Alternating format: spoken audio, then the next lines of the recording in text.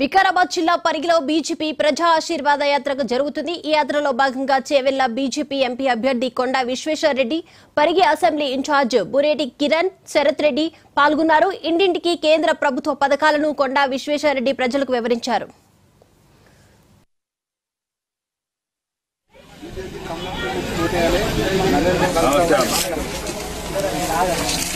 బాబు పేరేం పెట్టినాం? బాబా బాబా పేరేం పెట్టినాం? కమలం గుర్తు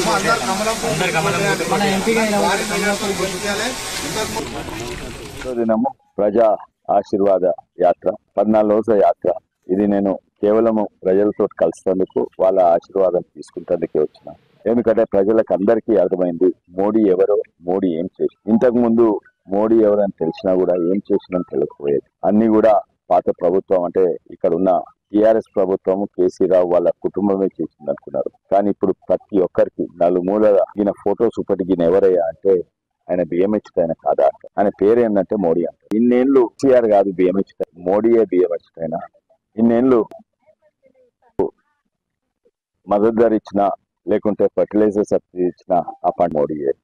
ఇంతో అంతో గ్రామాలు డెవలప్ అయినాయంటే మోడీయే. ఇన్నో మన సర్పంచ్ చేతులకు అందినాయంటే అవి మోడీ గారు అనే. అయితే నేను వివాదం కొరకే వచ్చిందని, వాళ్ళ ఓట్లు వాళ్ళు ఇష్టం ఉన్న ఓట్లు మీ ఇష్టం, మాకు తెలుసు చేస్తారు. కానీ చాలా ప్రజలకు నేనేమంటున్నా, మోడీ గుర్తు, కొంతమంది మోడీ గుర్తు తెలియదు.